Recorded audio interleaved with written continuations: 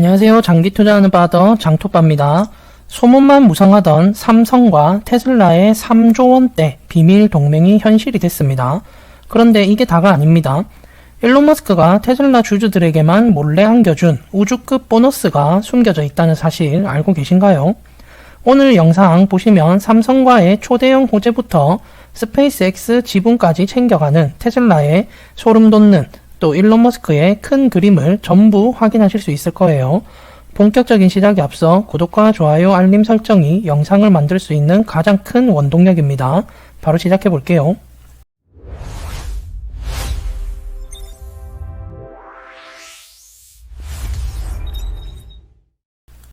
자, 첫 번째 소식입니다. 삼성 SDI가 미국에서 정말 큰 건을 하나 터뜨렸다는 소식인데요. 지난 1월 30일 삼성 SDI 미국 법인이 에너지 저장 장치, 즉 ESS를 위한 배터리 공급 계약을 체결했다고 공시를 냈습니다. 그런데 재밌는 건 계약 상대방이 누군지, 금액이 정확히 얼마인지를 2030년까지 비밀로 하겠다고 한 겁니다. 보통 기업들이 이렇게 철저하게 비밀에 붙이는 경우는 상대방이 아주 거물급일 때가 많은데요. 지금 업계에서는 이 비밀 파트너를 바로 테슬라로 보고 있습니다. 소문만 무성하던 삼성 SDI와 테슬라의 동맹이 드디어 현실화된 것 아니냐는 거죠. 예상되는 규모도 어마어마한데요. 배터리 용량은 약 10GW시, 금액으로는 무려 3조 원 수준이 될 거라고 하네요. 이번 계약이 흥미로운 점은 배터리의 종류인데요. 우리가 흔히 전기차에 들어가는 비싼 3원계 배터리가 아니라 가격이 저렴하고 수명이 긴 LFP 배터리라는 점인데요. 사실 테슬라는 그동안 이 LFP 배터리를 중국 업체들에게 많이 의존해 왔는데요. 그런데 미국 정부가 중국산 배터리에 제재를 가하고 관세를 물리려고 하니까 테슬라 입장에서는 중국 대신 믿을 수 있는 한국의 삼성 SDI를 선택한 것으로 추측이 되는 거예요. 일종의 탈중국 전략인 셈이죠. 그리고 삼성 SDI의 대처도 아주 빨랐는데요. 사실 지금 전기차 시장이 캐즘이라고 해서 일시적으로 수요가 좀 줄어든 상태잖아요. 그래서 삼성 SDI가 스텔란티스와 함께 짓고 있는 미국 공장의 라인을 원래는 전기차용으로 돌리려고 하다가 이번에 ESS용으로 잽싸게 바꿨습니다. 공장을 놀리지 않고 지금 수요가 폭발하고 있는 전력 저장용 배터리, 즉 ESS를 생산해서 테슬라에 공급하겠다는 그런 전략입니다. AI 데이터 센터 때문에 전력 수요가 급증하면서 ESS 시장이 뜨겁다고 말씀드렸었는데요. 삼성 SDI가 이 타이밍을 아주 잘 파고들어서 테슬라라는 대열을 낚은 것으로 보입니다. 공급은 2026년 4분기부터 시작될 예정이라고 하니까요. 이 계약이 사실로 확인된다면 삼성 SDI에게는 정말 큰 호재가 될 것 같아요. 자, 그럼 화제를 돌려서 다음 소식 전해드릴게요. 테슬라의 자율주행 기술인 FSD가 이제 중동으로도 또 진출한다는 소식인데요. 이스라엘 교통부가 테슬라 차량의 시범 운행을 공식 승인했습니다. 이번에 승인된 건 감독형 FSD고요. 운전자가 운전석에 앉아 있기는 해야 하는 거죠. 차가 알아서 운전은 하지만 혹시 모를 돌발 상황에 대비해서 사람이 언제든 핸들을 잡을 준비를 하고 있어야 한다는 그런 뜻이죠. 이스라엘 정부는 이번 결정에 대해 아주 적극적인데요. 미리 레게브 교통부 장관은 이스라엘을 자율주행 기술의 국제적 중심지로 만들겠다는 포부를 밝혔는데요. 사실 이스라엘이 IT 기술이나 자율주행 센서 분야에서 워낙 강국이다 보니까 테슬라 입장에서도 아주 매력적인 테스트 장소였을 겁니다. 이번 승인이 중요한 이유는 테슬라가 그동안 미국이나 캐나다 같은 북미 지역 위주로 쌓아왔던 주행 데이터를 이제는 완전히 다른 도로 환경을 가진 중동 지역으로 확장할 수 있게 됐기 때문입니다. 나라마다 운전 습관도 다르고 교통 법규도 다르잖아요. 테슬라가 전 세계의 FSD를 정식으로 출시하려면 이런 다양한 데이터가 필수적인데 이스라엘이 그 중요한 거점이 되어주는 거예요. 테슬라는 규제 장벽을 넘어서 데이터를 얻고 이스라엘은 최첨단 기술의 테스트 무대가 되어주니 서로 윈윈하는 전략이라고 볼 수 있겠네요. 북미를 넘어 글로벌 확장하는 테슬라의 FSD, 앞으로 또 어느 나라의 문을 두드릴지 지켜봐야겠습니다. 자, 그럼 전기차와 환경에 관한 이야기를 해볼게요. 우리가 흔히 전기차를 타면 공기가 좋아진다라고 막연하게 생각하잖아요. 그런데 이게 단순한 이론이 아니라 실제로 그렇다는 것이 과학적인 데이터로 증명됐다는 연구 결과가 나왔습니다. 서던 캘리포니아 대학 연구팀이 아주 재밌는 조사를 했는데요. 2019년부터 2023년까지 캘리포니아 지역의 위성 데이터를 분석해서 대기 중에 이산화질소 농도를 살펴봤습니다. 여기서 이산화질소란 주로 화석 연료를 태울 때 나오는 나쁜 가스인데요. 천식이나 심장질환 같은 병을 유발하는 아주 해로운 물질이죠. 연구 결과가 아주 놀랍습니다. 특정 동네에 전기차 같은 무공해 차가 200대 새로 등록될 때마다 이산화질소 농도가 평균 1.1%나 뚝 떨어졌다고 합니다. 연구진은 이게 우연이 아니라는 걸 확실히 하기 위해서 위성 데이터뿐만 아니라 지상 측정소 데이터까지 교차 검증을 마쳤고요. 반대로 내연기관차, 그러니까 가솔린 차가 늘어난 지역은 오염도가 오히려 증가했다는 사실도 확인했습니다. 이 연구가 중요한 이유는 당시 캘리포니아의 전기차 보급률이 고작 2%에서 5% 수준이었는데도 이렇게 눈에 띄는 공기 정화 효과가 나타났다는 거예요. 연구를 주도한 산드라 에켈 박사는 아직 완전한 전동화가 되지 않았는데도 우리가 마시는 공기에 확실한 변화가 생겼다라고 강조했습니다. 앞으로 전기차가 20%에서 30%로 늘어난다면 도심 공기가 얼마나 깨끗해질지 기대하게 만드는 그런 소식입니다.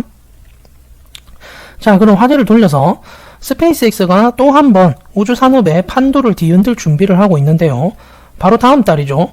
3월 초중순에 스페이스X의 새로운 로켓인 부스터 19이 첫 비행에 나선다는 소식입니다. 이번 발사가 정말 중요한 이유는 이게 바로 스타쉽 버전 3의 데뷔 무대이기 때문인데요. 그리고 이 스타쉽 버전 3의 심장에는 인류 역사상 가장 진보된 엔진이라 불리는 랩터 3 엔진이 처음으로 탑재됩니다. 이 랩터 3 엔진, 스펙으로 보면 그야말로 공학의 마법 수준입니다. 일단 힘이 엄청나게 좋아졌고요. 추력이 약 280톤에 달하는데 이건 초기 버전인 랩터 1의 거의 2배, 직전 버전인 랩터 2보다도 훨씬 강력해진 수치죠. 그런데 더 놀라운 건 가격은 4분의 1 수준으로 확 낮췄다는 거죠. 기술적으로 가장 혁신적인 부분은 바로 열 차폐막을 없애버렸다는 점입니다. 원래 로켓 엔진은 뜨거운 열을 견디기 위해 무거운 보호막을 씌워야 하거든요. 그런데 랩터3는 재생 냉각이라는 기술을 완벽하게 구현해냈습니다. 이게 뭐냐면 차가운 연료가 엔진 내부의 미세한 통로를 흐르면서 스스로 엔진 열을 식히게 만드는 그런 거예요. 덕분에 무거운 보호막을 떼어내고도 끄떡없게 됐고 무게도 획기적으로 줄였습니다. 발사할 때마다 무려 42.9톤이나 무게를 아낄 수 있다고 하네요. 그리고 예전 엔진들을 보면 배관들이 국수 가닥처럼 막 복잡하게 얽혀 있잖아요. 랩터3는 금속 3D 프린팅 기술을 이용해서 이 배관들을 엔진 몸체 안으로 싹 집어넣었어요. 겉보기에 아주 매끈해졌고 부품 수가 줄어드니까 고장날 확률도 확 줄어들겠죠. 이 엔진은 무려 350바라는 엄청난 압력을 견딥니다.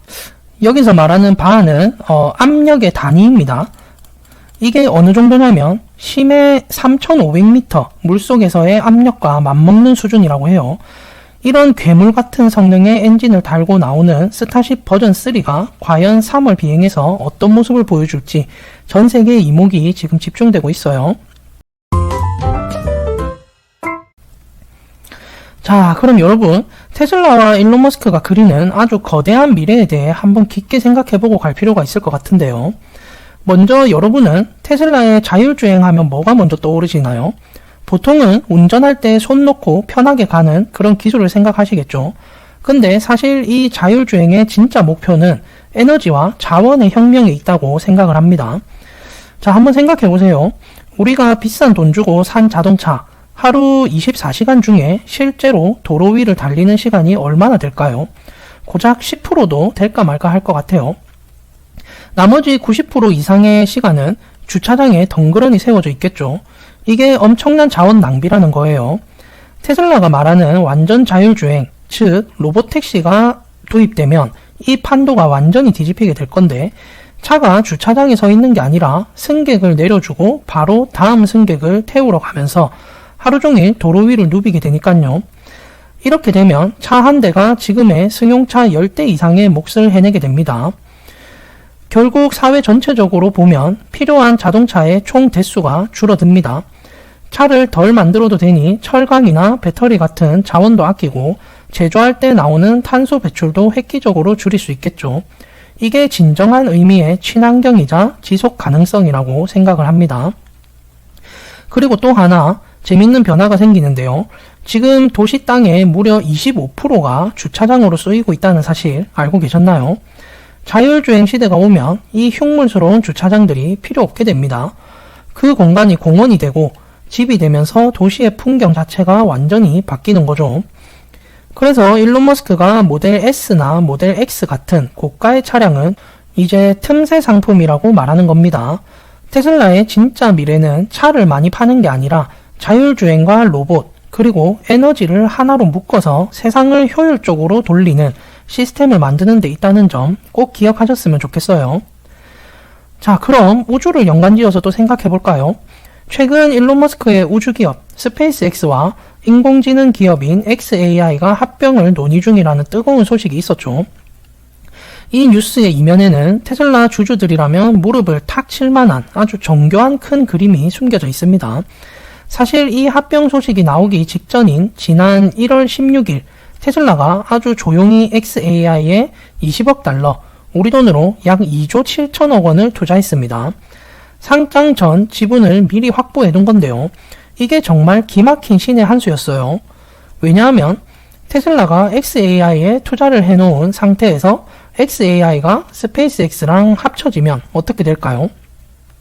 자연스럽게 테슬라는 합병된 스페이스X의 주식을 갖게 되는 겁니다. 테슬라가 뜬금없이 우주회사 주식을 사겠다고 하면 반대가 심했을 텐데 xAI를 통해 아주 자연스럽게 우주 방산 제국의 지분을 확보하게 된 거죠. 그럼 일론 머스크는 왜 이 두 회사를 합치려고 할까요? 핵심은 물리적인 AI입니다.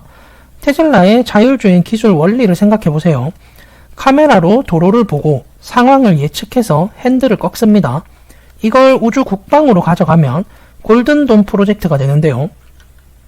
위성이 우주를 감시하다가 적 미사일을 발견하고 예측해서 요격하는 거죠. 대상만 다를 뿐 원리는 똑같습니다. 일론 머스크는 이제 우주에 떠있는 위성 자체를 하나의 거대한 데이터 센터로 만들려고 하죠. 적의 미사일은 엄청나게 빠른데 지구랑 통신하면 늦거든요. 우주에서 AI가 즉시 판단하고 대응하게 만드는 겁니다.